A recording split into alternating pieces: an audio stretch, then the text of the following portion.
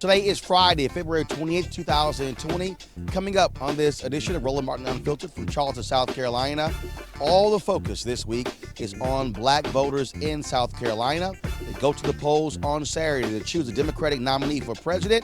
In the next hour, we'll hear from those candidates speaking at the National Action Network prayer breakfast. Also, black women hold a town hall about the power of the sister vote.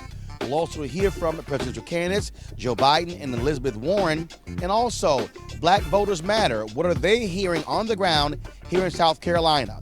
Folks, it's voting time. It's time to bring the funk. I'm Roland Martin Unfiltered. Let's go. He's got it. Whatever the miss, he's on it. Whatever it is, he's got the scoop, the fact, the find. And when it breaks, he's right on time and it's rolling. Best believe he's knowing. Putting it down from sports to news to politics. With entertainment just for kicks, he's rolling. It's Uncle Roro, y'all. Yeah. It's Roland Martin, yeah. Rolling with Roland now. He's funk, he's fresh, he's real, the best, you know he's Roland Martin.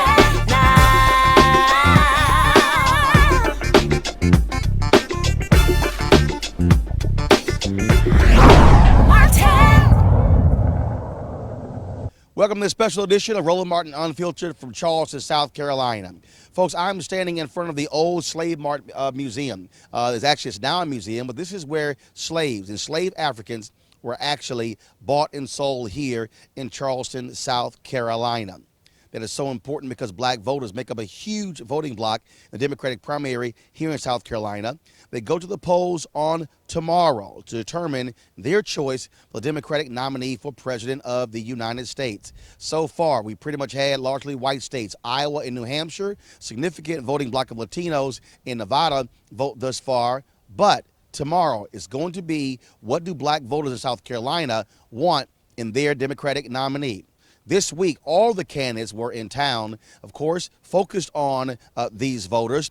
Nearly 65% of all voters in the South Carolina primary will be African American.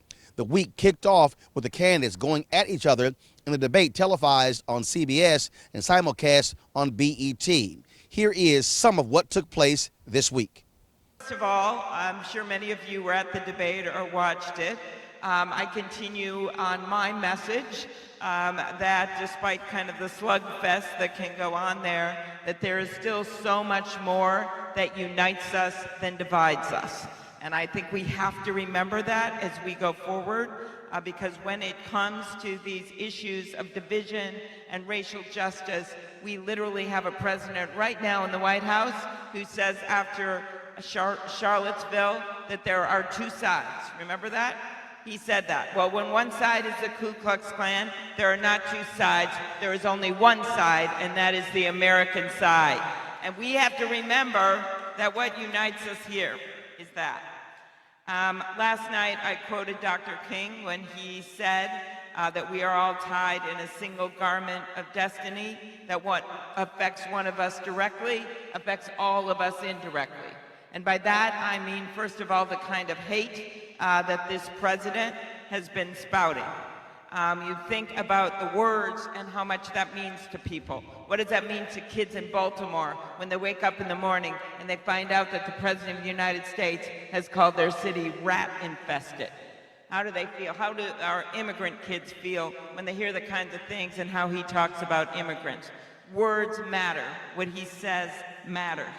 The reason I'm running for president is that I believe that the American people have been taken advantage of, but beyond that, I believe that we are very far from racial justice in the United States of America, that there is a dramatic racial subtext to every policy area in the United States that goes unspoken, and that unless we address it specifically, we don't address race and we don't address the policy area. So I am one of the people who is running for president. I think I'm the only person who says I'm for reparations for slavery. And why is that true? Because that's the truth. That we actually have to tell the story of what's happened over the last 400 years in terms of legalized discrimination, injustice, and cruelty, but also of the incredible contribution to American society by the African American community. And that when we acknowledge that contribution in building America, but to me also the moral leadership that African Americans have given the whole country for generations and centuries is something that needs to be acknowledged and thanked, because actually to this very day, I believe that African Americans are providing the moral leadership for this country right now. I'm here today because, like you, I believe that every person has value. And like you, I don't just believe it, I am determined to act upon it. I've traveled this country listening and learning, and I've found that the American people know what's right, and they are ready to act. They know that they have been called to a time such as this, and I believe they are willing to step up.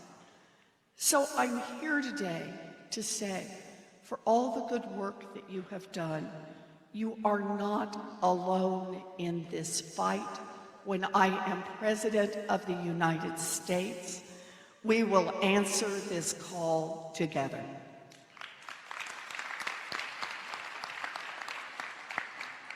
For me, I want to be clear. This call is not for empty promises. This call is not for vague ideas. This call is for real plans to make real changes in the lives and communities of people across this country. And I am proud that we have put forward the most comprehensive vision of any campaign to achieve that, beginning with the understanding that you cannot just wipe away a racist policy and replace it with a neutral one and expect that to deliver equality. We have to act proactively and with urgency, and that is the idea of the Frederick Douglass Plan, shaped by black voices on this campaign. To triple the number of entrepreneurs from underserved communities, to use the purchasing power of the federal government to help build up a black middle class, to triple our funding to Title I schools and dedicate $50 billion to the HBCUs that are creating the next generation of black doctors and black teachers and black astronauts. Racism is rampant. It's rampant in housing, in healthcare, in education, in financial services. And my promise to you is that instead of dividing the American people up, which is what Trump is doing, we're going to bring people together. We're going to end every form of ugly racism that exists in this country. Character is on the ballot this time around. And the man with the most character, the people I work with is sitting behind me here.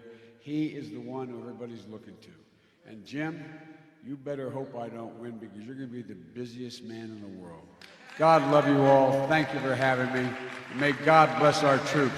When we come back on Roland Martin Unfiltered here in South Carolina, we'll hear from presidential candidates Joe Biden and Elizabeth Warren as they make the case as to why black voters should choose them to be the next Democratic nominee. We'll be back in a moment. You want to check out Roland Martin Unfiltered?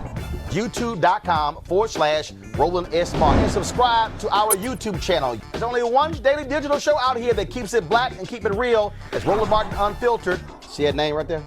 Roland Martin Unfiltered. Like, share, and subscribe to our YouTube channel. That's youtube.com/Roland S. Martin. And don't forget to turn on your notifications so when we go live, you'll know it. Let's join Reverend Dr. Jackie Hood Martin as she engages others to think like a leader. Are you looking to enhance your leadership or that of your team in 2020? Or you can join her online course and mastermind group, How Successful People Think. She'll be your guide as you learn timeless leadership principles to apply to daily living. The offer expires on February 28th. To register or start the online course, go to www.livetolead.com/Leesburg. livetolead.com/Leesburg. Again, it is it's an online leadership course that you want, and it's called How Successful People Think. And so the deadline is February 28th. And so livetolead.com/Leesburg. Here in South Carolina, we came across all the presidential candidates, but the two folks we had an opportunity to actually catch up with and chat with were Vice President Joe Biden and Senator Elizabeth Warren. Here's what they had to say about why black voters should pick them to be the next Democratic nominee for President of the United States. So first of all, I just landed. So I just had this big argument with a guy named Rick in the airport in Buffalo who said Trump saved the economy. He's done more for America since George Washington. Clearly, he does not understand facts at all. I tried to counsel him on the Obama economy. And so how do you make the argument that you being president can actually continue an upward trajectory of the American economy that started when you were vice president, when President Barack Obama was in the White House? We created more jobs, as you know, Roland. In the last 3 years we were in office, we increased the standard of living for everyone, and we started to work on making sure the middle class and working class people didn't get left behind. And we continue to do that. Now you have a president who's squandering that. Have him go back to his old neighborhood, working class neighborhood, or go back to a neighborhood where, in fact, there's middle class folks. They are getting killed. Their wages are down. They're having trouble paying for health care. They're in a position where they are in deep trouble trying to send kids to school. They, in fact, are getting clobbered. We're going to restore the middle class, this time bring everybody along, black and brown, as well as everyone else. But you also, of course, have to get people to get out there and vote. You have African Americans out there. According to a recent poll, 1/3 say someone else should be running for president, and more than 50% say Democrats are not speaking to the interests of African Americans. How do you respond to that? What is your black agenda for African Americans to get them to be excited about a Biden candidacy? Number one, that's not the numbers we have in terms of how they feel about me. I have overwhelming support in the African American community, enthusiastic support. And number one. Number two, because they know me. Younger African American voters don't know me as well. That's why I'm reaching out to them to make sure they understand that in the Biden administration, we're going to allow them to be able to generate wealth. We're going to provide first-time homeowners with a $15,000 tax credit to buy a house. We're going to make sure we double the loan window for small businesses and entrepreneurs like we did in our administration. But from $1.5 billion to $3 billion, we've learned that we know, and you know, black entrepreneurs are equally successful as any other group of entrepreneurs. That'll bring $30 billion off the sidelines.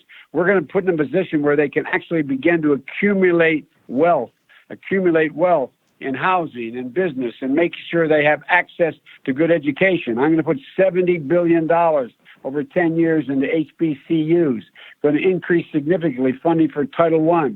There's not a damn thing that can be done by someone, no matter what their background, if in fact they have an education. They can do it. And that's why in Title I schools, they're going to be 3, 4, and 5-year-olds are going to be going to school, not just to daycare. That increases exponentially their prospects of succeeding, going all the way through high school without getting in trouble and beyond getting a certificate and/or a degree.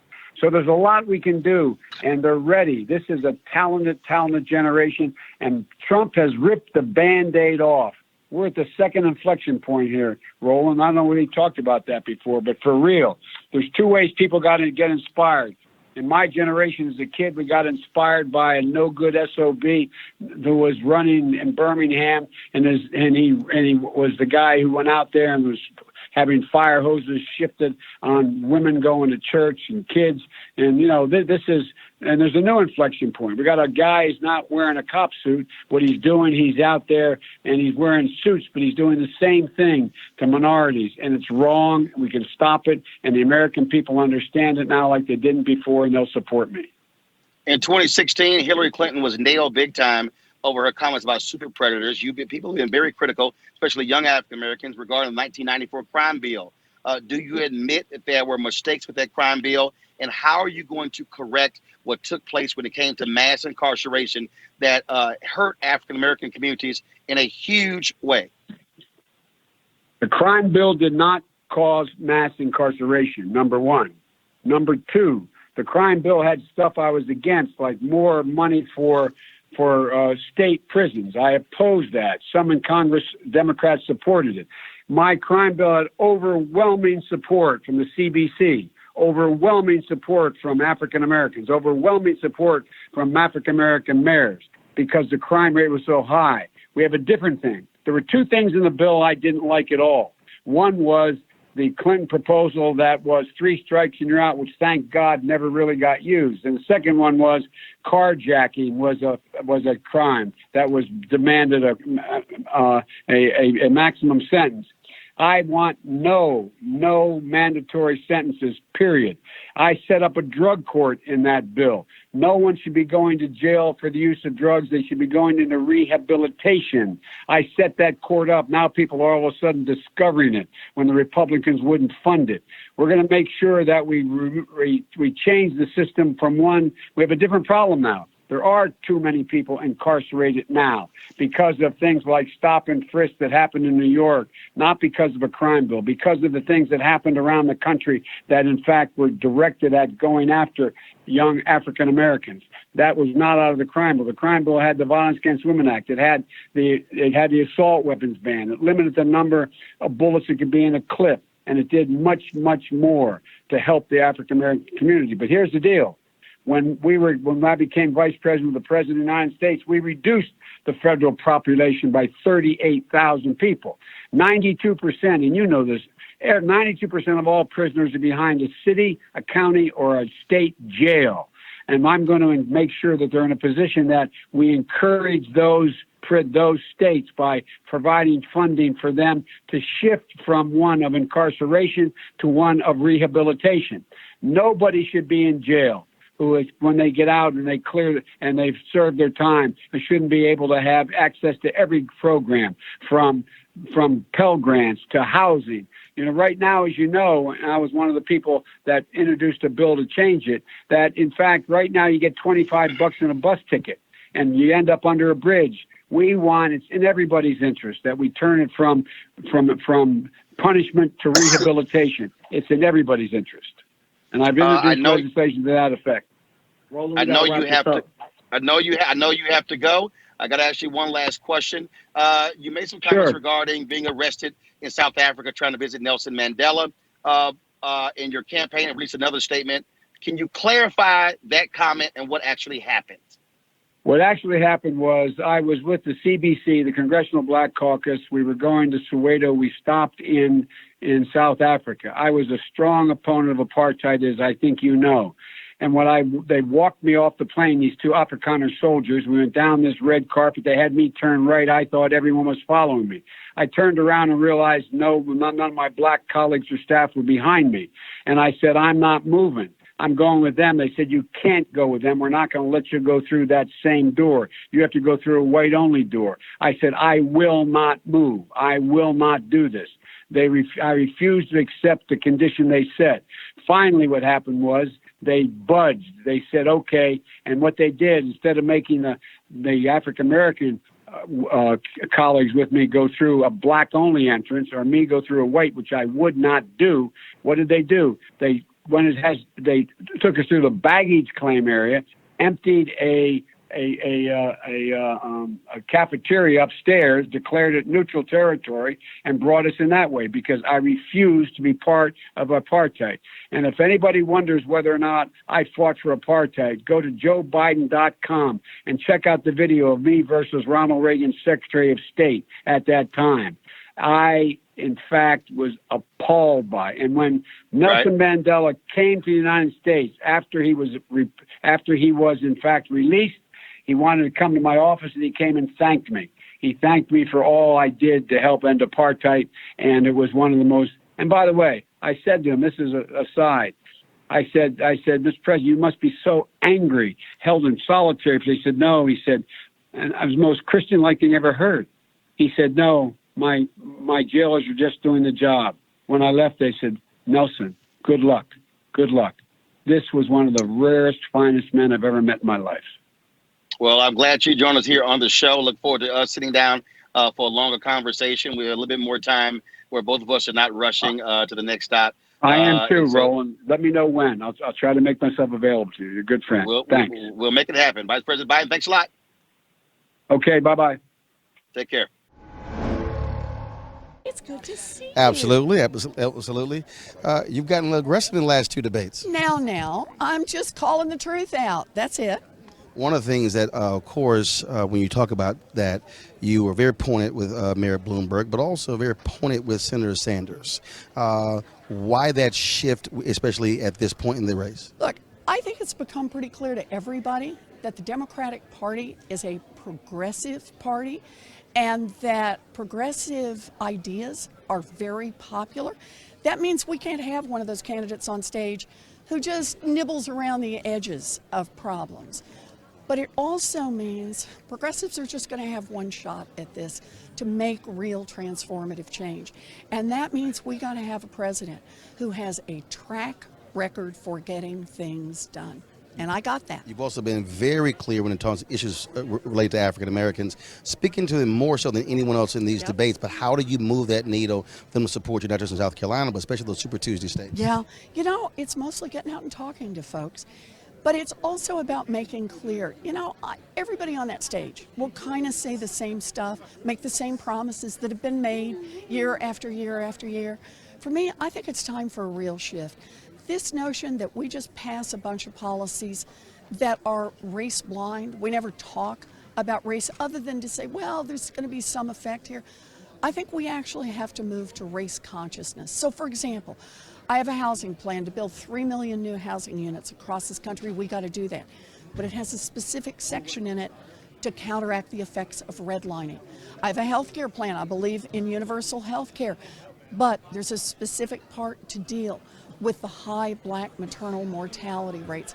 I have a plan for canceling student loan debt, but it specifically is designed to help close the black-white wealth gap among those with student loan debt by about 20 points. I want to invest directly into historically black colleges and universities. I got $50 billion set aside for that. Those are the kinds of things we've got to do. We've got to do it partly because morally it's the right thing to do, but we also got to do it because having opportunity means real opportunity, not just saying after decades and decades and decades of redlining, well, okay, now you guys can buy houses. No, it's saying it had a real effect. It created a black-white wealth gap. That was our government that did that. Our government needs to make it right. Last question. Some Democrats say Senator Sanders is too far left. Can you become the alternative, being a strong progressive, but the alternative to Senator Sanders being the nominee? How do you make that case? Look, I am a progressive. I have good, rock-solid values. I know what I'm in this fight for, but I also have a history of getting it done. So, for example, as you know, both Senator Sanders and I both wanted to rein in Wall Street after the crash in 2008. I was the one who got out, did the hard work, fought the banks, fought Wall Street, built the coalition. Fought Joe Biden. Fought Joe Biden, built the coalition, and got it done. And President Obama asked me to come to Washington, spend a year to set up that agency for him. That's real change. Do you know that little agency has not only attacked discrimination in lending head on, it has also forced those banks to return more than $12 billion directly to people they cheated. You know, we can do progressive things, but we gotta get them done to make a real difference. And that's what I'm gonna do. That's why Appreciate I'm in this fight. All right, thanks a lot. All right, folks, my Roland Martin Unfiltered fans, we are here in Charleston, South Carolina with Tom Steyer. Good to see you again. Roland, nice to see you too. All right, first and foremost, before we talk about your 27-page plan for Black America, it did not take long for Vice President Joe Biden to come after you in last night's debate. Do you think he is concerned with the inroads you're making with African Americans? Well, of course he is. I mean, I think that he's under the impression that somehow it's not right for somebody else to compete for votes in the African American community. And I think that obviously African Americans, in my mind, have been the moral leaders of this country for a long time. This is a state that has a very high percentage of African American Democrats. And I'm looking for South Carolina African Americans to lead the country again and to set a new stage for, you know, where we go as a Democratic Party and as in America. Let's actually talk about that because obviously you spoke at the National Action Network Ministers Breakfast. 65% of Black voters in this Democratic primary, right, African American. This is the first of the first four primaries where Black voters really get a say. Yes. What has it been like for you as you travel around this state? What have you been hearing from African Americans, what they want out of a Democratic nominee? Well, let me start by saying, Roland, and I think you know this, that I've been here more than anybody else. Mm-hmm. And what I hear from African Americans in South Carolina, but also across the country, is this: broken promises from politicians. They want somebody who actually will tell the truth and deliver. Because I think African Americans have been hearing a lot from Democratic politicians every 4 years when they show up for votes and not much in between. So I think the first thing is they want to believe that what someone says is going to be true. Mm-hmm. I think what they want to believe, what they want is an acceptance and an awareness of the fact that there is a gross racial subtext in virtually every policy area. Mm-hmm. And that it's systematic, that it's deep, and that unless it's addressed, you're not going to deal with the subtext of racism, and you're not going to deal with the policy itself. And so I think that African American voters want an awareness that, hey, this has been going on forever. And it's time for it to stop, and we've got to start talking about it directly, talking about how we got here, and talk about what we're going to do actually to repair things going forward. Were you surprised when you brought up reparations in the debate, how quickly conversation shifted? You know, without teasing, no one will even talk about it. You know, I'm for it, and I say I'm for it because I think it's important to tell the truth. And I think reparations are about truth. It's about saying something happened. Something terrible happened. It's caused a lot of damage. We need to admit both those things, and then we need to talk about how we repair the damage that's been done. Mm-hmm. What I see, and this wasn't the only debate, Roland, I don't mean to be cynical, but I remember the last time they asked people, and I think both Pete Buttigieg said he was for a House bill that no one knew what it was for. I mean, people don't want to talk about reparations. And it's funny, I was talking to an African-American woman several days ago, and she said to me, look, there are people on that stage who want to have free healthcare for everyone in the United States. There are people on that stage who want to have free college for everyone in the United States. There are people on that stage who want to have free preschool for everybody in the United States. Why is there only one person who wants to talk about repairing the damage of slavery, which has been going on for 400 years? But isn't one of the issues that is very interesting? You come to South Carolina, and all you hear in mainstream media, Black voters, Black voters, Black voters, Black voters, Black voters. Nevada, it was Latino voters, Latino voters. Yet, I actually never hear any of these people say white voters. I agree with you, and there's an assumption here, which I don't agree with, that somehow everybody else is a special interest, but that white voters are the main interest. And that, as you know, I'm from California. California is a majority minority state. Everybody's a minority. There is no majority. So in fact, the idea that you're talking specifically to an issue that directly relates a community is normal. It's absolutely appropriate. And there is no majority who is, in the background all the time as the actual voting control. It's not true in California. And so it's a completely different way of thinking. Let's talk about this plan you released. It's 27 pages. Pages. It deals with, obviously, voting, voter ID, deals with the census, also increasing representation of African Americans in government, healthcare reparations. One of the things that, of course, Senator Elizabeth Warren talked a lot about is the issue of maternal care. And it's very interesting because when I had a very pro-life black conservative on my show, was talking about why do you support people who abort black babies and on and on. And I said, wait a minute, you're pro-life. Show me where's your plan that deals with maternal care, dealing with prenatal care, dealing with what's happening with black women in childbirth. I said, if you really want, you want to deal with me on this pro-life issue. I said, okay, are you pro-life in terms of the womb, or are you pro-life forever? I completely agree with that. I mean, are you now for making sure that there's subsidized childcare? Are you now in favor of Head Start for everybody? Are you now in favor of universal preschool for everybody? I completely agree. I mean, there's a real question here. I mean, Elizabeth Warren's point about maternal care and how different it is for black women than for white women is true. There is racism in this system.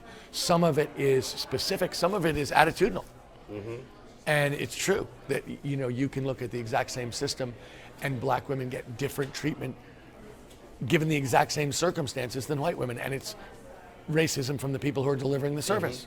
And it's got, it's sort of like saying in the criminal justice system that there is racism in the way that police officers treat people on the street based on color of their skin. Yeah. And the same thing is true, it turns out, in a hospital room or a maternity ward. When we talk about criminal justice reform, you have on here, restore the Department of Justice, also restore judicial discretion through repealing mandatory minimums. Yes. There are a lot of Democrats who have been voting for mandatory minimums on the federal and the state level as well. Obviously, in cash bail, which we did in California. You know that. I Right. pushed really hard. We did end cash bail in California. Mandatory minimums really were a way of making sure that the system had no leniency, had no discretion, and was harsh. I think that somewhere, after post 1980, there was this absolute reckless, racist attempt to incarcerate as many people as possible in as harsh a way as possible for as long as possible without any concern for their humanity, without any concern for their family, or any concern for rehabilitation, or what happened after they were incarcerated. I don't think there's any question about it. And mandatory minimums were part of it. I mean, in California, I pushed to end something called automatic sentence enhancers. I don't know if you've ever heard of them, but it basically says that if you get convicted of a crime, if you have a previous crime, you automatically get a longer sentence. Automatically. Right. And it's just another word for mandatory minimums. Harsh sentencing, automatically the judge has no discretion. That's all that really is. I was very much bothered in the debate when there was one question that came up dealing with housing, yet the moderators didn't even mention the fact that black home ownership, that is lowest rate since housing discrimination was legal. Yes. And I'm sitting there going, okay, like literally no mention of that. And so when we talk about your particular plan, let's talk about what it means in terms of what will you do as president to deal with the housing issue, not only affordable housing, but the home ownership rate. So let me, I want to answer that question, Roland, but I want to give a little preamble to it that I think you know. I started a community bank 15 years ago to try and bring money to black people, Latinos, and women that I felt the financial services industry and banks discriminated against, to support people in terms of black entrepreneurs who couldn't get a loan to build their business. Affordable housing, we've supported over 8,500 affordable housing units in the last 3 years. Every single place where we felt there was discrimination, we were trying to go after it to provide the money that otherwise would be available if there weren't prejudice.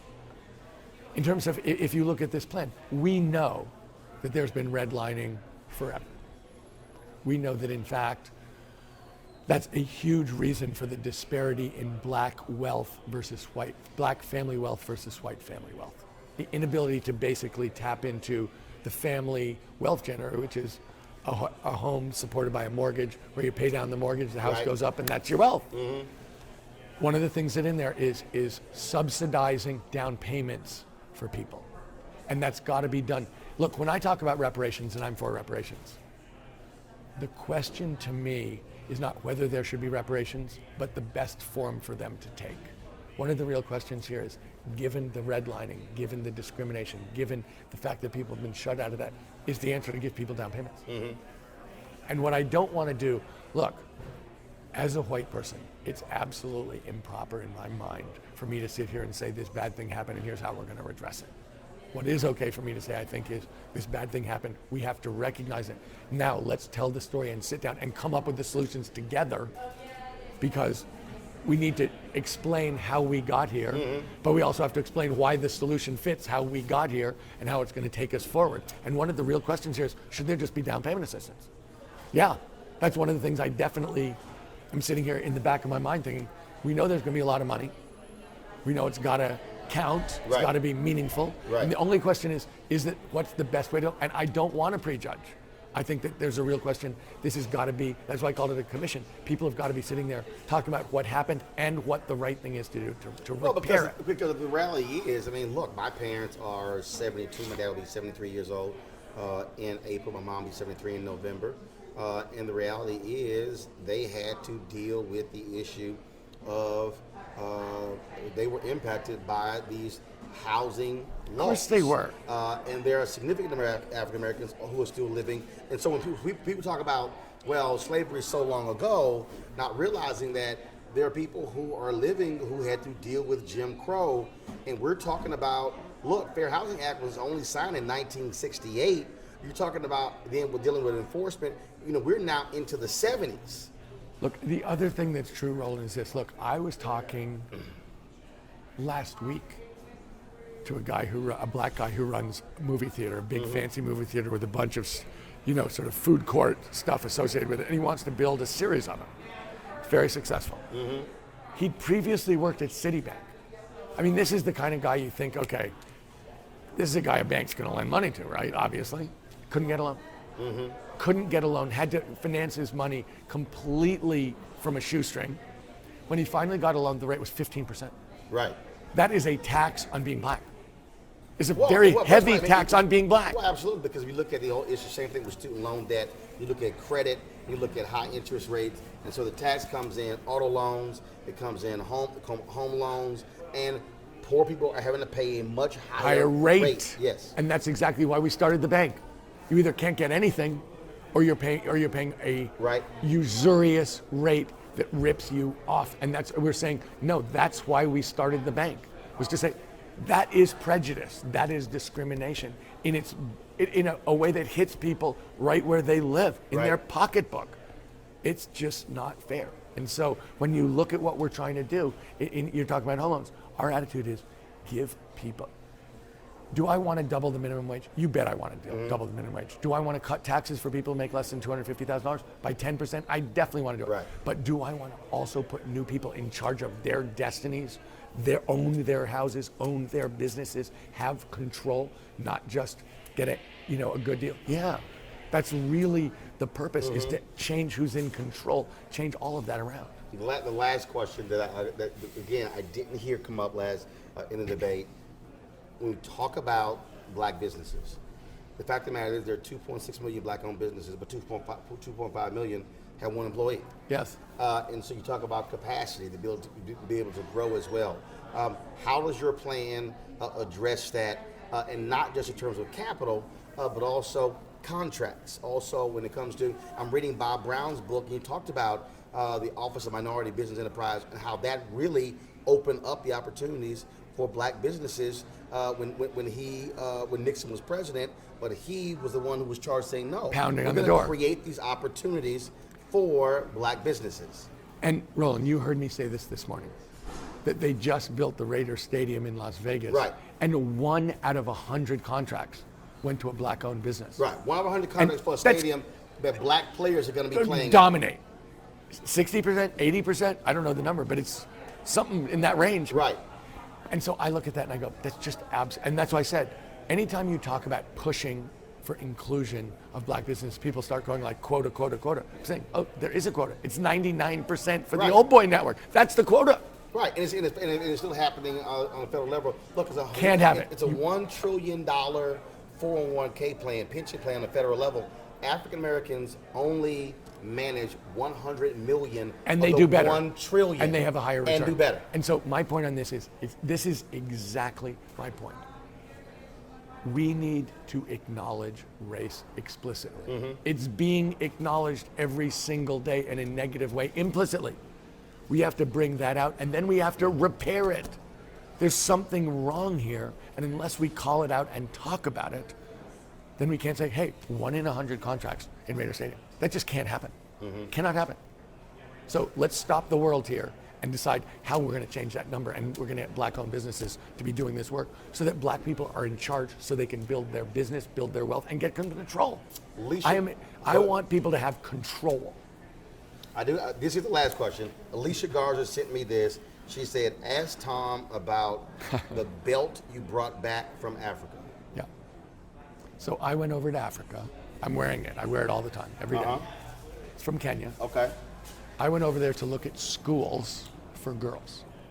Because in a lot of the world, including in Kenya, in Tanzania, in Rwanda, girls don't get educated at the same rate as boys. Not as long, not as well. Because, that's a classic gender-based thing that's all over the world. The reason I wear the belt is some friends of mine were supporting schools just for girls, poor girls, so that they could go through high school. Turns out, when girls get educated, they save the world. Everything good happens. If you literally said the number one thing we could do to stop the climate crisis in the world, Right. educate girls.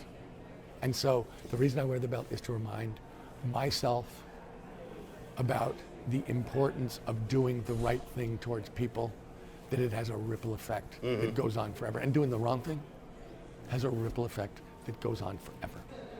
And so I wear the belt, same reason I put a cross on my hand. Say, if you do the right thing, a lot of good things happen that you intend, and a lot of good things happen that you never thought of. But that's that's what you're on the earth for, to do those things. Well, I know you got to go campaign. You released the report. People can watch TomSteyer.com. They can Yep. actually go take a look at it.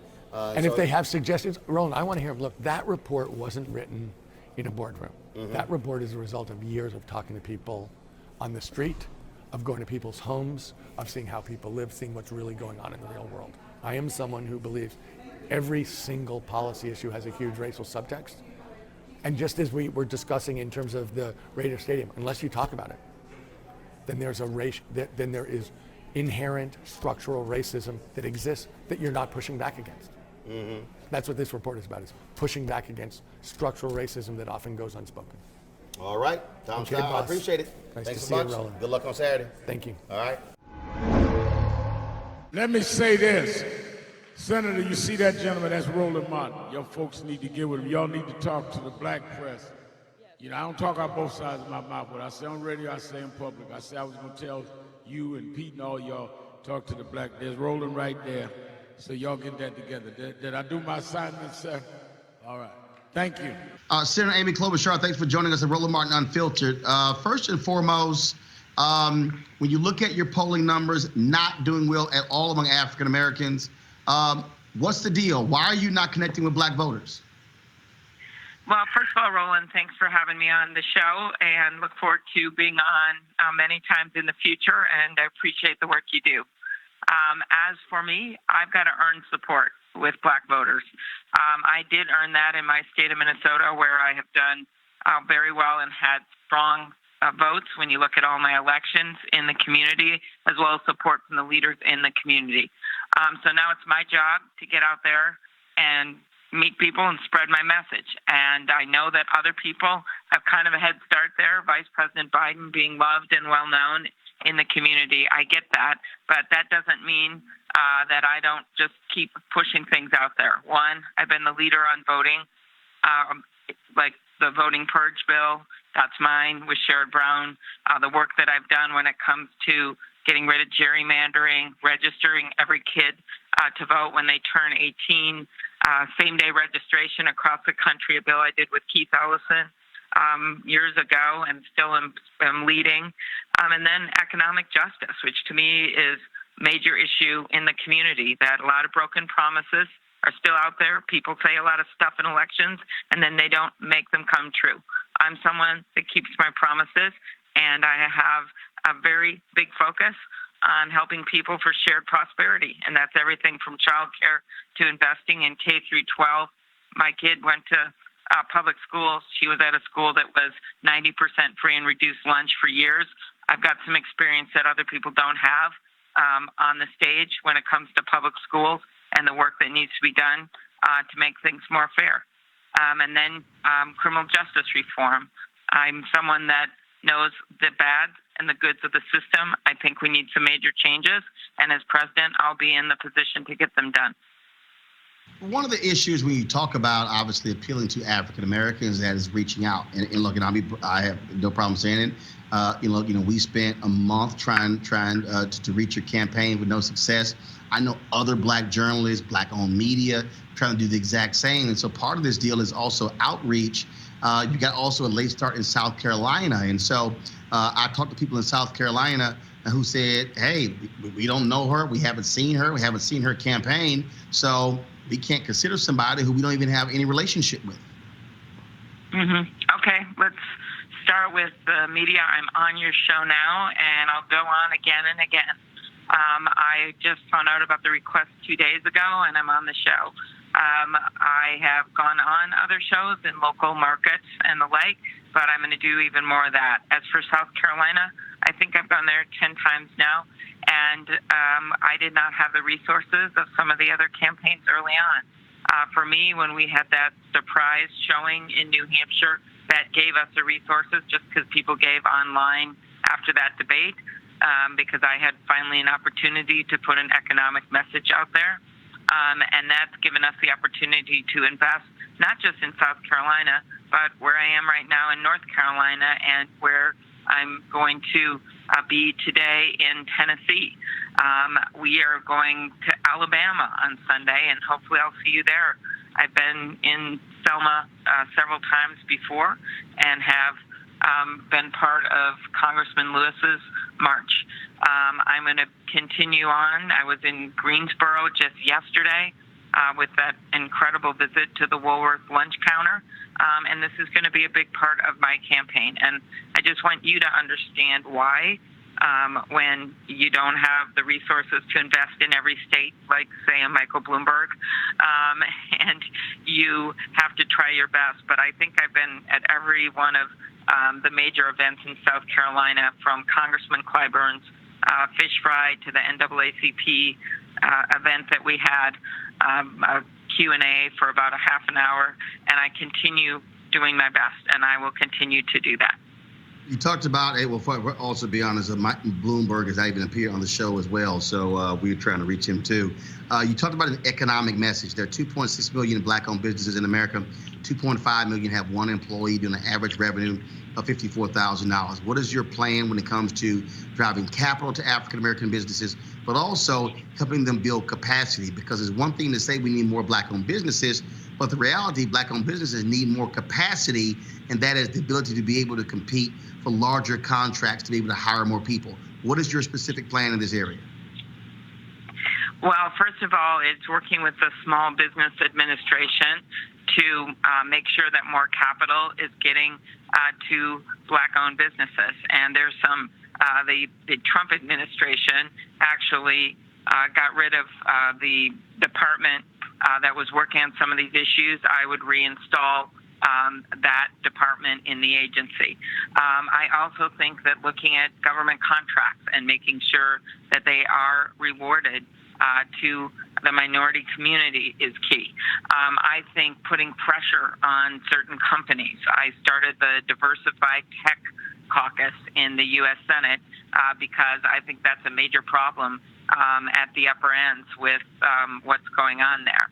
Entrepreneurship, promoting opportunities, science, technology, all of these things. And then, of course, on the other end of it, it's raising the minimum wage, something I think it is outrageous that we've had no increase to the minimum wage till when I first got in the Senate.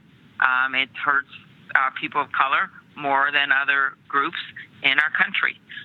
Making sure that we've got a tax system that works for people, and I would take a bunch of that Trump tax money and put it into things like child care, retirement, and then finally, Congressman Clyburn has an excellent idea to invest, it's called 10-20-30, invest in historically impoverished areas. I think all of those things are going to make a big difference. And the one thing about me, I passed over 100 bills as the lead Democrat, and I have kept my promises to people. And as I said, I think there's a lot of broken promises out there. And for me, this is a major priority. One of the things that also, when you look at what African Americans want, they want someone who is really focused on criminal justice reform. There have been questions about your record as district attorney in terms of when it comes to not prosecuting police shootings, but also African American men who have been sent to prison. Some say they are innocent. When you look at that, the question is this here: how should African Americans trust that you are going to be an advocate when it comes to criminal justice reform, with the questions swirling around your tenure as district attorney? Sure. I think the first thing that they've got to know is that I, as anyone up on that stage, knows what the problem is, and that there is institutional racism in our criminal justice system. And I saw it when I was there, and I see it a bit from afar in the U.S. Senate. And I've done a lot of things to try to fix it, but clearly not enough. As president, I could actually do big things to fix it.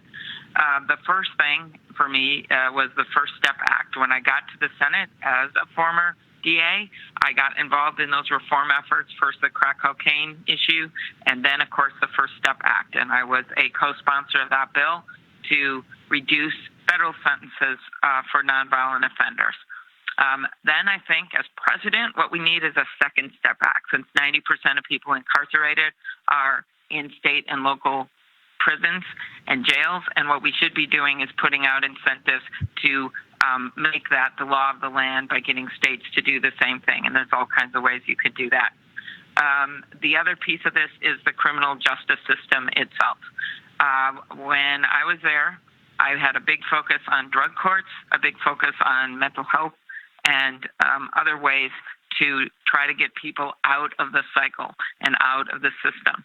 I actually had a 12% reduction in African American incarceration rate during the 8 years I was there. That is not to say that there were not issues and there were not cases that could have been handled differently. It's just the raw facts, mostly because I focused a lot on white-collar crime as well as on drug courts.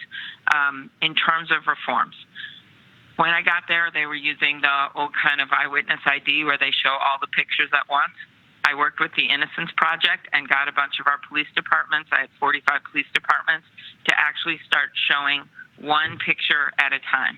And that actually has been shown to reduce racial misidentifications, and also having an officer show the pictures who's not the officer who knows who the suspect is. Because there's all kinds of subtle ways that they tip off witnesses when that happens. I argued for having videotaped interrogations. They actually sent me out with the Innocence Project to debate the Queens DA when I was a young county attorney, because I felt so strongly that that was a good thing, so that you make sure people are read their Miranda rights, and you make sure that the right things are happening in those interrogations. And then I did a DNA review of all the cases that had DNA that were serious crimes, went back through all of our cases that were the most serious, and did that in conjunction with the Innocence Project. There weren't many. This was another, decades ago. So, not everyone was doing this at that time. And I would carry through that kind of commitment to the presidency, which is the most important thing, setting up a clemency board outside of the justice system so that I get advice on cases, not like this president has done, where he picks a bunch of white-collar offenders that he happens to know are famous in the news. But what I would do is routinely look at these cases and then review them to see which ones I think would deserve pardons and have input from the community that is outside of the prosecutor's office. And I think so much of the time that's been missing in our system. That's why, for instance, everything has been messed up. The idea that felons can't vote, I think that's wrong. I've supported efforts to change that. The idea that we don't do enough on reentry. I visited an African-American woman that was incarcerated before I got my job as prosecutor. I visited a woman for over 10 years who'd been convicted of murdering her pimp, actually. And we grew to be friends, and she's now out, and I have some contact with her still. That's a personal commitment I made through a nonprofit to do that, but I hope it shows people where my heart is. When we talk about, again, public policy, one of the things that also for African Americans, as they really begin to look at this public policy, housing is an issue. The fact of the matter is the black home ownership rate is at its lowest point since housing was frankly legal before the Fair Housing Act was passed in 1968. So what is your specific plan to address the issue of black home ownership? This is, to me, when you look at all these public policy things everyone is talking about, I was so glad I asked this question at the debate. I know it wasn't an exciting time at the debate to get this question, but to me, if you can fix this, you are going to solve a lot of problems. If people can have a roof over their head and a stable place to live, whether it's apartment or a house, and live for kids in the same district and be able to have the same friends and not have to move around because of economic issues, you're going to fix a lot of problems. And I saw that in my old job, and I see this in running for the presidency. So I actually have one of the most expansive plans out there. And that's because I worked with the mayor of St. Paul on it, who's a progressive African-American mayor. And so the first thing is there are over 4 million families right now on the waiting list for public housing or Section 8 housing vouchers. 4 million families. In many places, the wait time for a home is 2 to 3 years, and it can be even longer. And so I will completely eliminate that Section 8 backlog and make sure that people have temporary housing while they are awaiting a permanent place. And that's how you make sure that people are not left out on the streets or that they're not going from place to place to place. And this really comes from my core. Growing up, I still remember my parents' house on this dirt road that they built with a GI loan. And I still remember the yellow oven that my mom had, that she had until she died, actually. She stayed in the same place. And that stability made a lot of difference in our life. The other thing about it is incentives for building more affordable housing to increase supply, and that means a major expansion of the low-income housing tax credit, and then connecting people to housing, banning landlords from discriminating against people based on the source of their income, including housing vouchers, supporting workers and reducing poverty, and we just talked about the minimum wage. All of this is going to make a difference. It's Barbara Jordan that once said that what America wants is simple. They want a country as good as its promise, and that's what this housing policy is about. One of the issues also with housing also that really jumps out really deals on affordable housing. And what is happening is all across this country, we're seeing cities provide massive tax breaks to various developers to build so-called affordable housing. And really what is happening is they are moving black folks out of low-income, moderate-income areas. Gentrification is a major issue.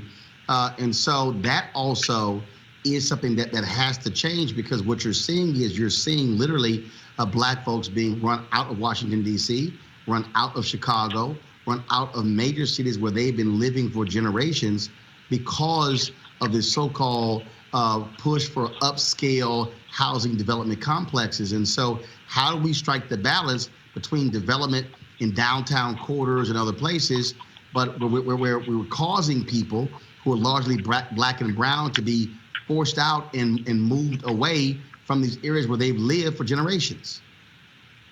Exactly. And one of the most evocative things for me was walking around San Francisco, where they actually had painted murals of the people that used to live on the block, that because of course, all the high-end housing that had been put in and the increase in rents had been forced out.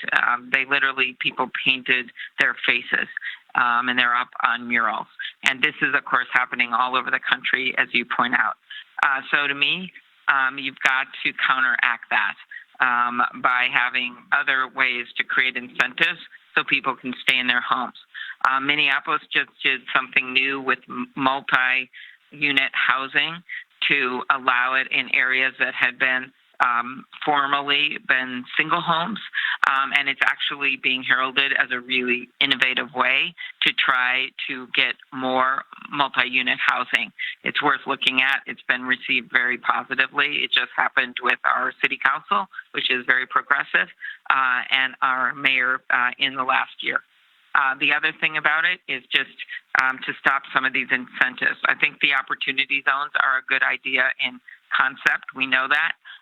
But again, the way this administration has applied them and used them, it has rewarded money to people with a lot of money, and hasn't done and has allowed some of the money and incentives to go into places that aren't needed as much as other places. So for me, it's like, what are the results? Not what sounds good in a campaign brochure, but what are the results?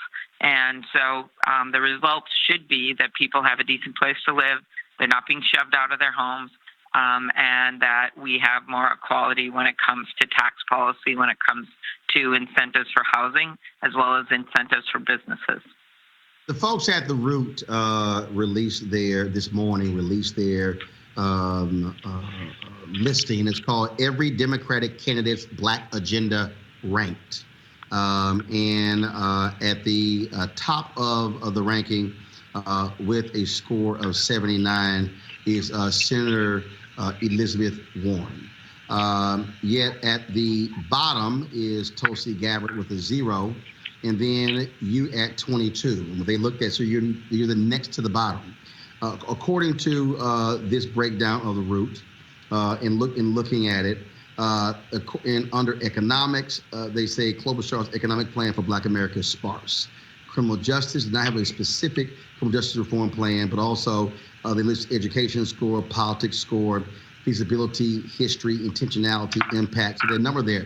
And so I think, obviously there's a significant challenge there to reaching African Americans. And so the last question for you, your path forward. You're going to Super Tuesday, South Carolina, Super Tuesday states where you have significant Black population.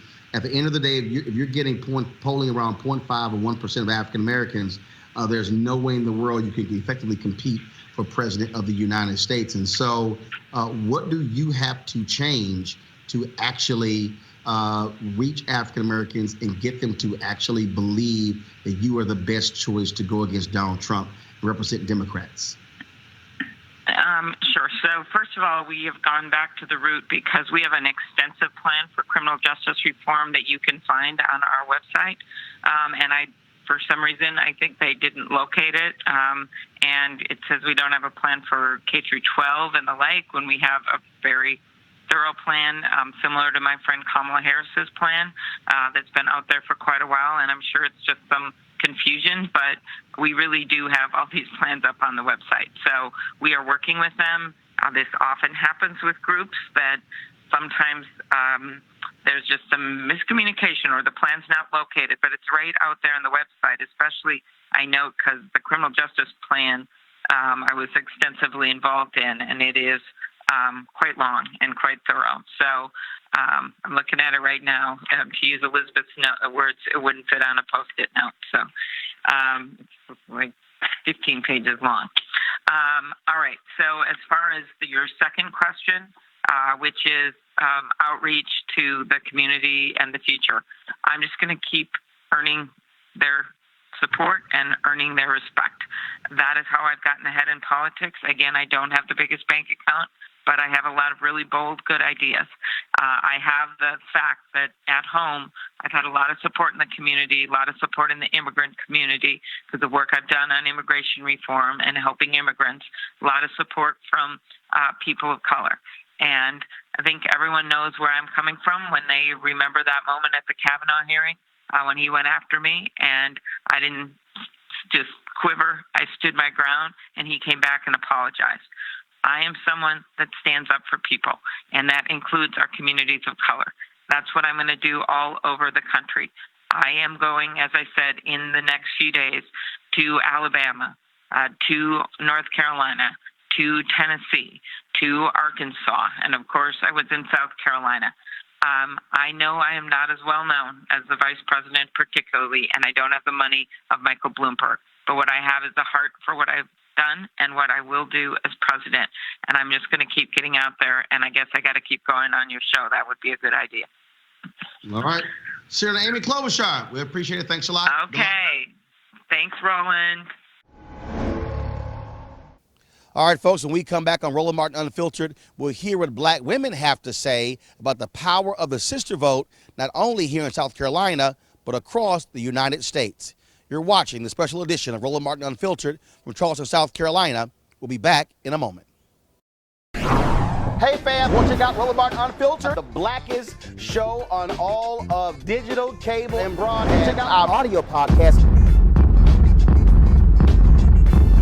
There's only one daily digital show out here that keeps it black and keep it real. It's Roland Martin Unfiltered. Press play.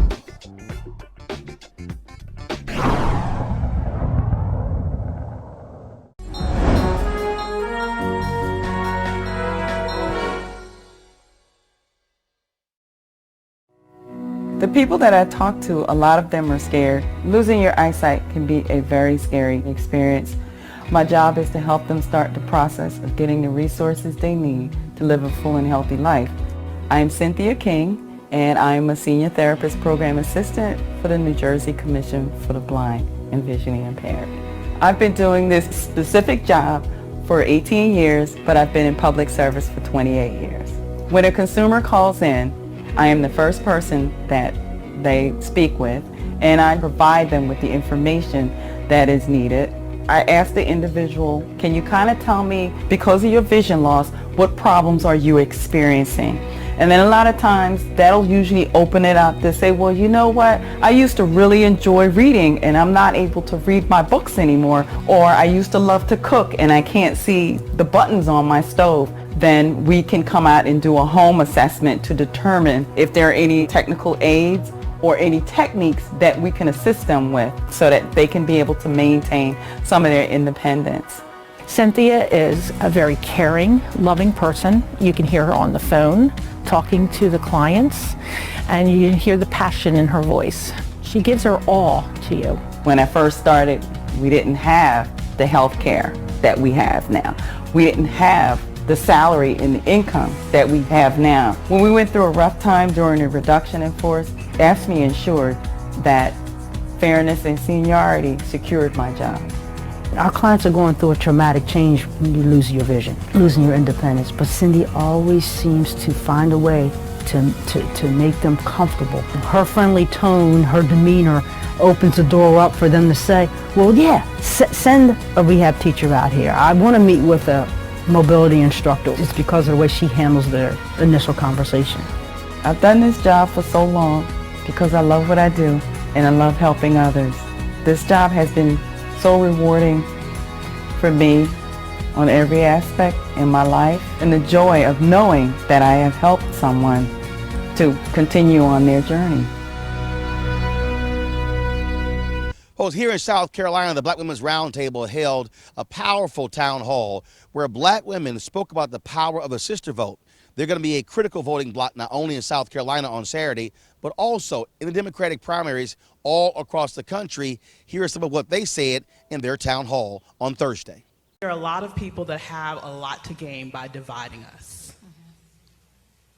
And they have invested a lot of money and strategy and time into figuring out how to divide us and how to get us so frustrated that we just throw up our hands and we walk away. And I think it's very incumbent upon us as the leaders in our communities to be that voice of reason in the room to say, not again. We are in this dichotomy where we are defeminized, treated as not women, treated as beasts of burden, treated as the bearers of all of the crap of the society. And sometimes we buy into it in the myth of the strong black woman, and that is killing us. Stress is the silent killer. Just like they said, high blood pressure is the silent killer. Stress is a silent killer, and black women, we remain silent a lot when we're facing like stress from our jobs, when we're facing stress at home, stress, you know, just within our everyday lives. And we do that in order to be able to be secure.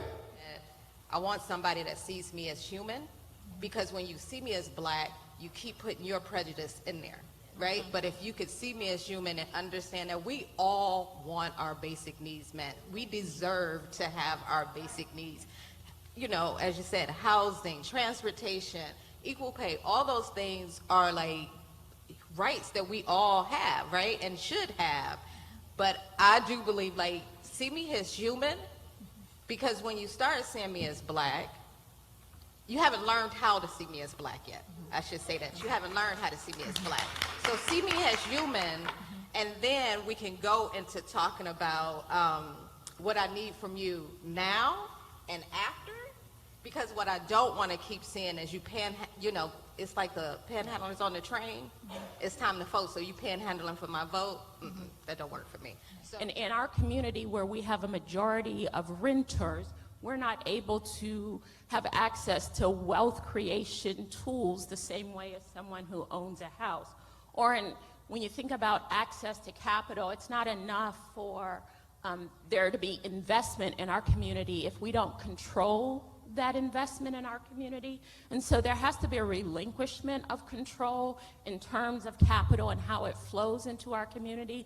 And so if we don't have black women lending to black women, and we have black women having to meet the standards of someone who cannot see our growth potential, who does not understand our markets and our customers, then when we walk into a bank and we say we need $1 million to do X, Y, or Z, they can't see what we see because they don't know our customers like we do. What I am very concerned about is that we take the challenge this time to not just show up at the voting polls in the same way that we typically do. I think it's very important that we maximize our votes. We don't have one vote to spare. So really just doing everything that we can do to make sure that everybody that's eligible to be registered is registered. Everybody that is registered shows up. We need to make sure that we show up at historic levels in 2020, and we have the power to do that. And I cannot overstate the importance of building effective black women-led coalitions like the ones we have in the Gulf Coast, like the ones that Melanie's leading, like the ones here in South Carolina. There's power in numbers and increasing and holding our leaders accountable to a collective agenda that speaks not only to the needs of black women, but speaks to the needs of our community as well. But we have seen one of the most aggressive attacks on voting rights in modern day history, and it started way back, you know, in 2011, where we saw more than 200 pieces of legislation move across the country: photo ID, attacks on third-party voter registration, attacks on same-day voter registration. All of that happened, and we are now feeling and seeing the effects of that. Someone mentioned Stacey Abrams on the previous panel. Stacey Abrams is not the governor of Georgia because of voter suppression in Georgia. That's very real. We cannot lose sight of that. And so what we're seeing now, we're seeing polling places being moved. We're seeing all of these attacks on voting rights. And you gotta recognize that if someone is willing to spend millions upon millions, upward to billions of dollars to keep you from voting, that there is something powerful about your vote. Now, I told y'all my cousins are watching from South Carolina. I grew up on a dirt road in Johnsonville, South Carolina, and I went to a little small church. I want you to look at your sister next to you. I want you to say, sister. Come on, we can do better. Say, sister. What's happening? What's happening is an attempt to shift power. Power. Power. Power. The attack on voting rights is an attempt to shift power. It's all about power. It's about who controls the power. It's about what that power yields. We can never lose sight of that. And the most important thing for us is to leverage that power and to hold those accountable who we vote for. Because long will be gone the days in which anybody will expect for black women to carry any election on our shoulders. And when it gets downtime for the policies that we advocate for, that you just want to give us a slice of the pie, knowing that we cooked the whole darn meal, that we created the recipe and built the kitchen. All right, folks, when we come back on Roland Martin Unfiltered, we'll talk to Black Voters Matter. They've been traveling all across this state, talking to black voters, and we'll hear from them about what they say, black voters say, the most important things they want to see in Democratic nominee. You're watching Roland Martin Unfiltered right here in South Carolina. We'll be back in a moment.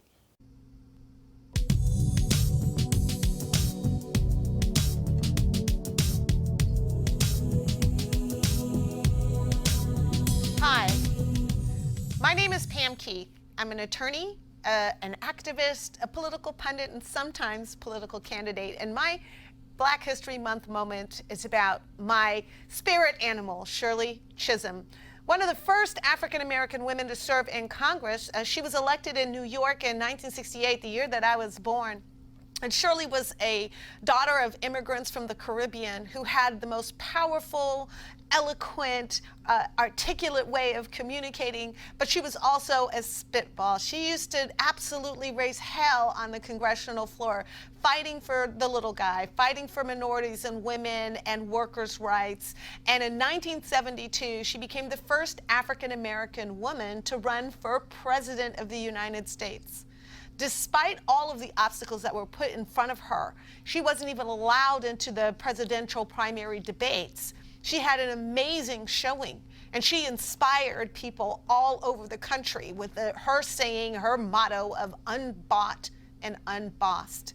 If you were to take a look at Shirley Chisholm's platform back in 1972, you'd be surprised at how almost identical to the current times and current platforms that it is. She was way ahead of her time.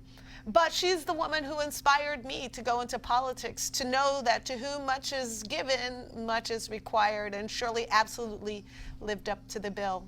Shirley Chisholm, 1972, that is my Black History Month moment.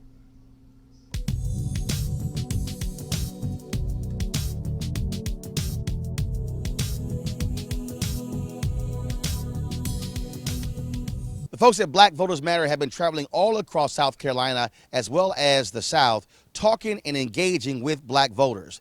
They held a watch party on Tuesday night when the Democratic nominees were debating, but they also have been holding forums all across this state, Columbia and Charleston, to engage black voters to hear what they have to say. Here's our conversation. All right, Clip, glad to have you here. So let's talk about South Carolina, Black Voters Matter. You guys have been on the ground all across the country. What have you been hearing in South Carolina? What are the voters saying about the candidates, what they should be talking about, what they aren't talking about? What do they like that they're hearing? Just give me a perspective.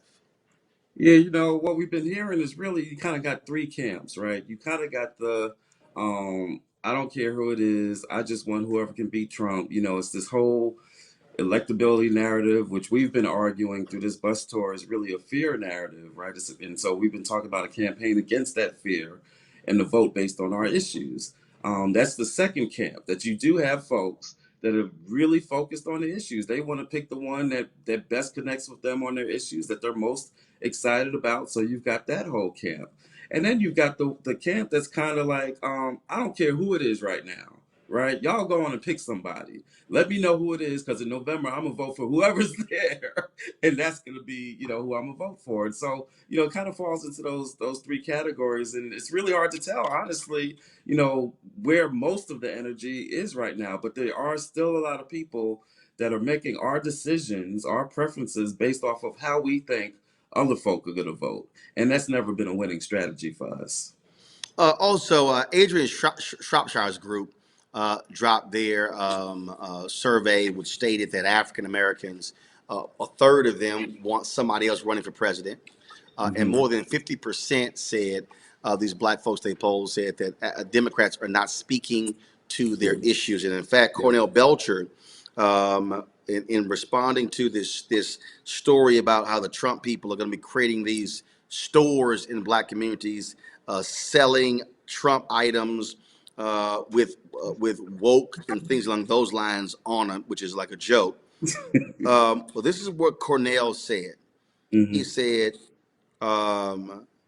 crazy like a fox, we're seeing a segment of very low political information, younger black voters who protested their vote in 2016, who see no important difference between the parties, who are malleable to some of his messaging.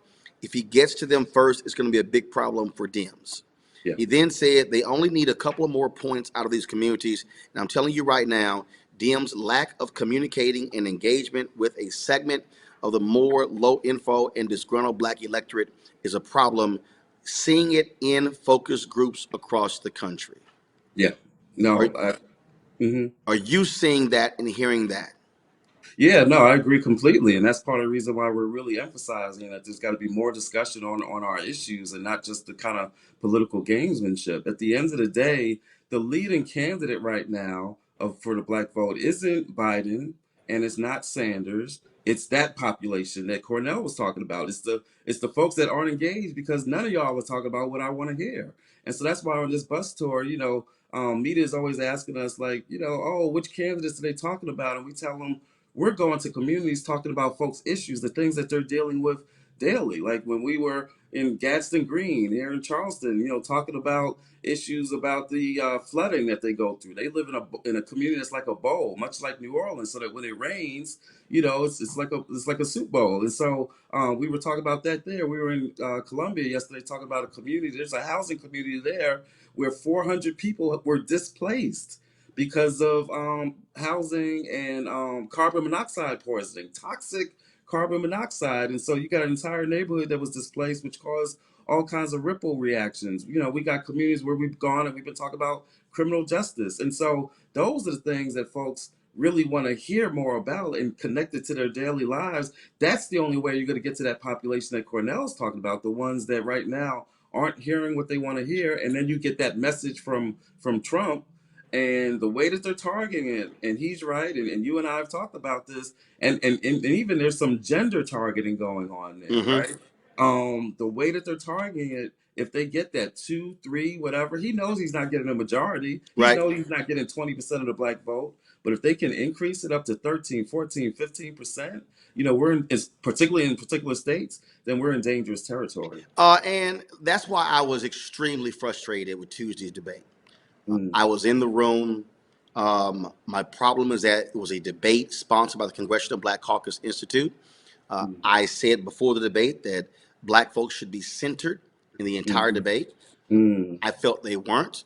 I said, how can you have discussions regarding China, North Korea, Syria, and all of these, Russia, but you have no mention of Africa, no mention of 7 out of the 10 fastest growing economies in Africa, no mention of Trump keeping Nigerians out of the country, no mention of him calling African nations shithole countries, no mention of any of these things.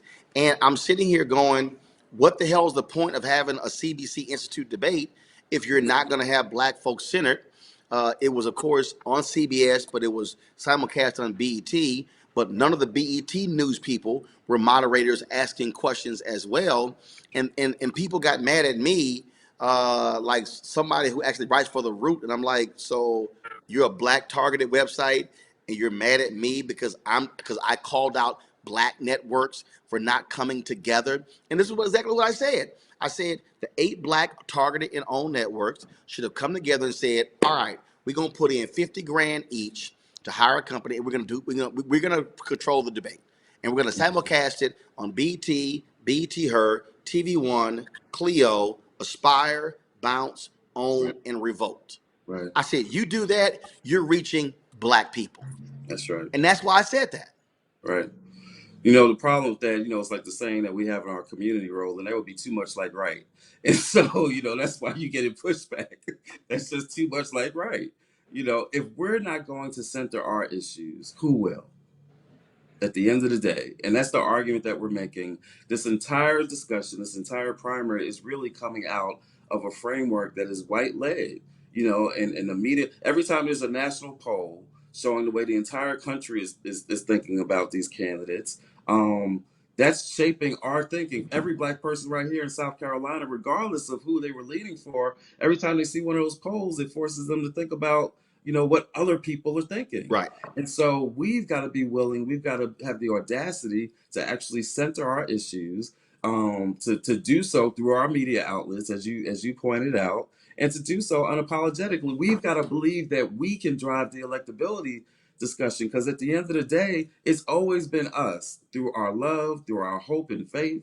It's always been us that have pushed this country closer to becoming a democracy that it thinks it is, that it's never been, but that it thinks it is, right? And so in this moment, this critical moment, if we're not willing to center our issues, then who will? And look, the reality is, if you look at since 1964, no Democratic candidate has received more than 39% of the white vote. Not That's one. right. That's And now what I do say to people to get them to understand how it is a matter of how white folks are thinking, operating. If you look at the fact that in the last election, 71% of the total electorate were white voters. That's right. And what I keep saying to black people, that makes it even more a reason why we can't have in Alabama 900,000 unregistered people, but 500,000 of the 900,000 are black. You Right. can't have 250,000 unregistered black people in South Carolina.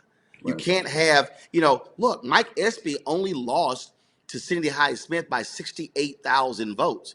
If Right. black people had actually voted their numbers, Espy is a United States Senator. Right. That's right. Yeah. And which raises another issue, right? That we can't, and again, going back to the debate, it's disappointing that there wasn't more discussion about voter suppression. We really can't continue to engage in these discussions without giving that more serious attention and all of the forms that it's taking. And so, whether that's the voter purges. I mean, just a couple of months ago, we saw in 2 states, in Georgia and Wisconsin, where just in a single day, in like a 24-hour period, 500,000 voters were purged from these lists, right? So we can't continue to act like it's the most under talked about issue that came out of the 2016 election. People want to know why was turnout lower and why this and why that. And everybody was acting like it wasn't the first presidential election since. Look, dude, 2012, Mm-hmm. CNN does a documentary on voter suppression. Right. It runs in October. I'm like, Mm. yo, do y'all understand we should have, because first of all, I had been writing them, dude, earlier. I said, this should have been done in 11 or in January 2012 before registration ended. Right. It's like I said, doing it in October is kind of late. Right. That's right. That's exactly right. Yeah, because we tend to think about the voter suppression issue and the election protection as being an election day issue. But the suppression takes place all throughout the year, right? It means decisions around which polling places are going to be closed. You and I talked before about all the thousands of polling places that have been closed. More than 1,200 in the South since the Shelby v. Holder decision. That's right. That's right. Those decisions take place all throughout the year. That's not just an election day issue, right? That's taking place all throughout the year. Decisions around early voting and cutting early voting hours and where the polling place is going to be located. Like all of these decisions, all the full spectrum of suppression takes place all throughout the year, not just on election day. So as you said, people will wait and do an October documentary or or run a program or put some resources into it, a week before election day because they're thinking about election day suppression. But it's a process that takes place Right. all throughout the year, and we've got to support the groups that are dealing with this, that are Right. educating communities. You know the organizations that do an incredible job: Legal Defense Fund, Advancement Project, Right. Lawyers Committee. They need more support.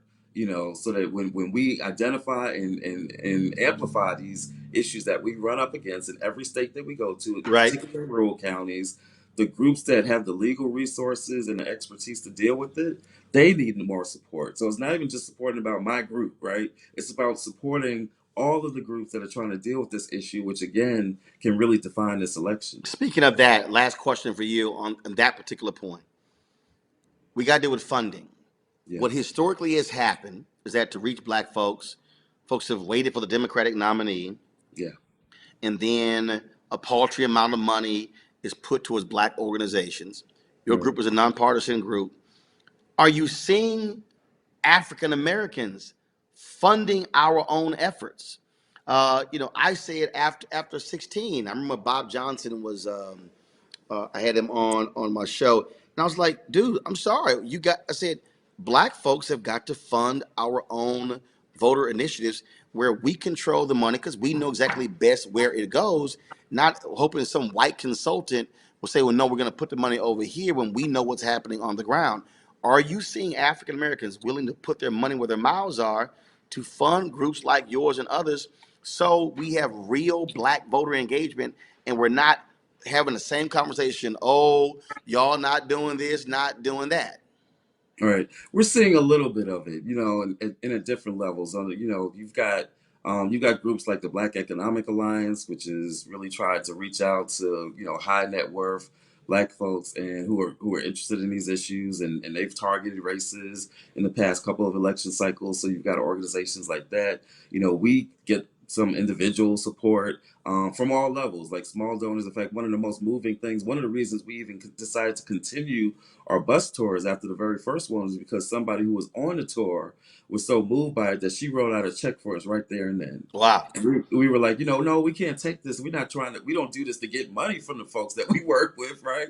We're doing it, to help amplify. And her point was, we all own this. Like this is for all of us. This is an investment in us. Yep. And it really even changed the way that we were thinking about how we go about things. And so we've seen it at different levels, but to your point, it's not enough. Like we need more, we need more of the high net worth folks, whether that be athletes and entertainers or even black folks that are in health and technology. We need more of our community really supporting our efforts. Because again, if we're not going to fund it, if we're not going to focus us, who will?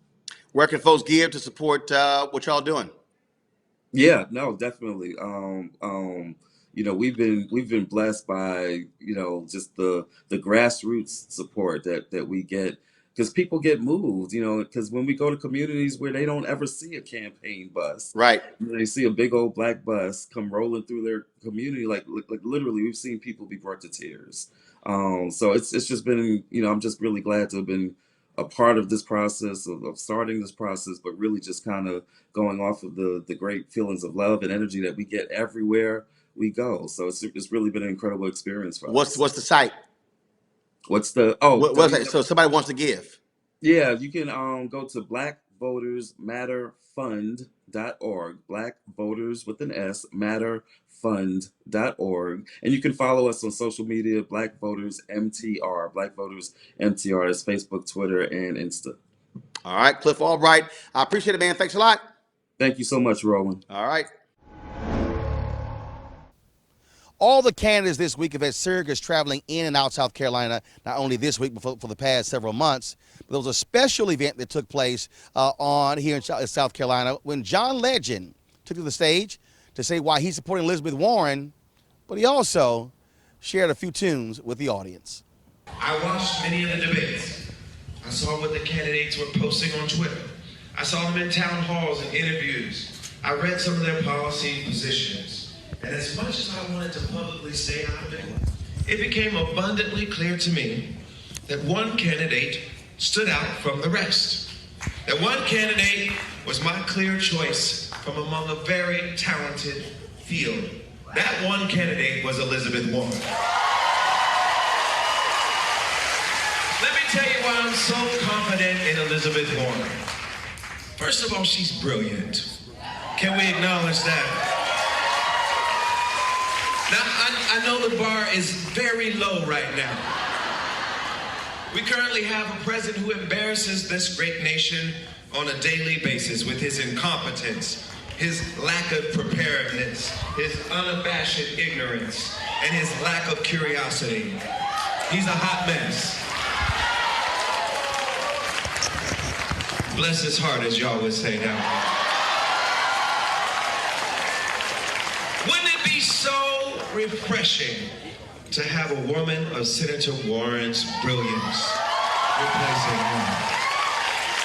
Wouldn't it be wonderful to have a woman who came from humble beginnings, worked her way through college and law school, and ascended her way to become a Harvard Law School professor, a U.S. Senator, then President of the United States of America? Wouldn't that be magnificent? You're my end and my beginning. Even when I lose, I'm winning.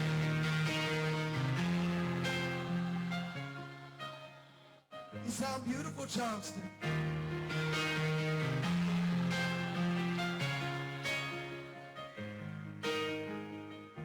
Oh, I give you all of me, and you give me all of you.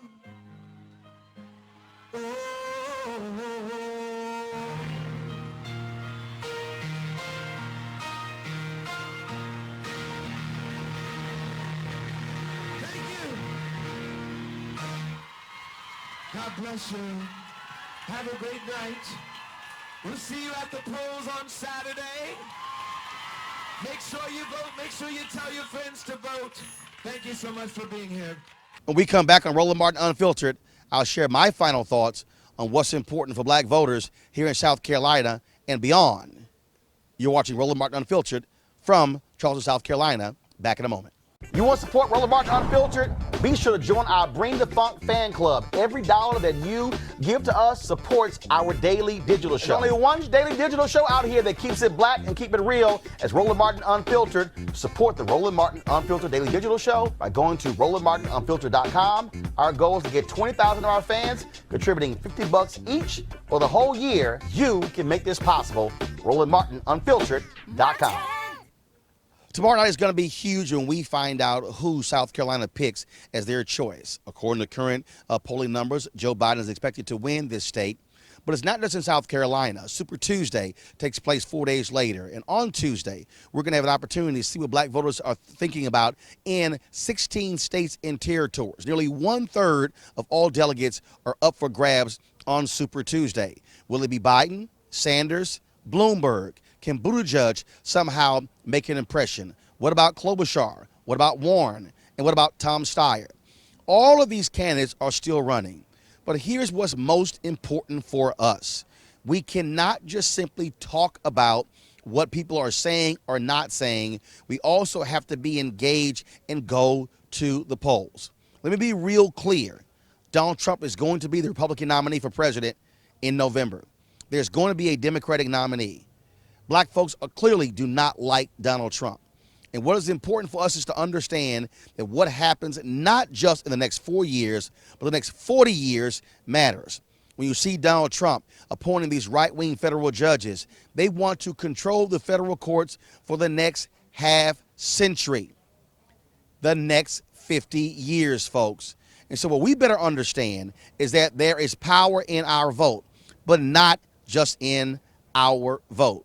It's also what we do after we vote to make sure these candidates do what they say they were going to do. Now, folks, I'm standing in front of this old slave mart where enslaved Africans were bought and sold on this property right behind me. It is now a museum. Now, look, when people say that, well, okay, people use these old adages, but the fact of the matter, it is clear. The ballot box is covered in the blood of people of African descent. And so we must use that power to the best of our ability. It's important for us to understand that we control our own destiny. And if we stay at home, all we're doing is making it easier for the people who oppose us to stay in power. So we're going to continue to cover these races. On Monday, I'm going to be on the ground in Dallas, one of the Super Tuesday states. We'll be hearing from one of the African Americans who is running for the United States Senate. Then on Tuesday, we have a special coverage. We'll be live all night with our Super Tuesday coverage. You don't want to miss that on Roland Martin Unfiltered. Please, folks, don't forget, your support makes all this possible for us to be able to go on the road to hear from voters like you. And so please support us at RolandMartinUnfiltered.com. Join our Bring the Funk fan club. Of course, you can pay via Cash App, PayPal, or Square. Our job is to be independent and speak truth to power. And we certainly appreciate all that you have done. As we always do on Friday, we always end the show with those who support our show. And so we thank you. And again, we'll see you guys on Monday. I got to go. Holla!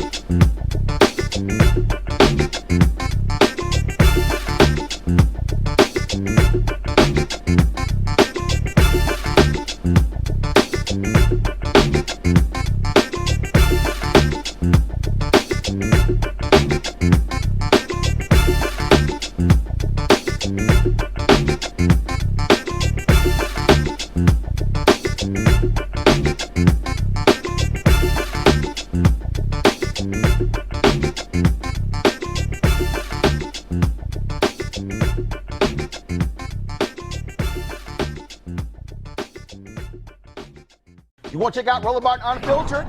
YouTube.com/Roland S. Martin. And subscribe to our YouTube channel. There's only one daily digital show out here that keeps it black and keep it real. It's Roland Martin Unfiltered. See that name right there? Roland Martin Unfiltered. Like, share, and subscribe to our YouTube channel. That's YouTube.com/Roland S. Martin. And don't forget to turn on your notifications so when we go live, you'll know it. Hey everybody, this is your man Fred Hammond, and you're watching Roland Martin, my man, Unfiltered. Hi, this is Essence Atkins, and you're watching Roland Martin Unfiltered. Hey, yo, Peace World, what's going on? It's the Love King of R&B, Raheem Devon, and you're watching Roland Martin Unfiltered. Hi, my name is Brescia Webb, and you're watching Roland Martin Unfiltered. Ow. Well, I like a nice filter usually, but we can be unfiltered. What's going on? This is Tobias Trevelyan, and if you're ready, you are listening to and you are watching Roland Martin Unfiltered. What's up? I'm Lance Gross, and you're watching Roland Martin Unfiltered. Hi, this is Cheryl Lee Ralph, and you are watching Roland Martin Unfiltered. I mean, could it be any other way? Really? It's Roland Martin.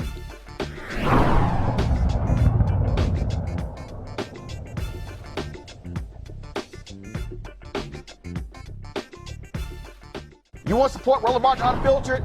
Be sure to join our Bring the Funk fan club. Every dollar that you give to us supports our daily digital show. There's only one daily digital show out here that keeps it black and keep it real as Roland Martin Unfiltered. Support the Roland Martin Unfiltered daily digital show by going to RolandMartinUnfiltered.com. Our goal is to get 20,000 of our fans contributing $50 each for the whole year. You can make this possible. RolandMartinUnfiltered.com.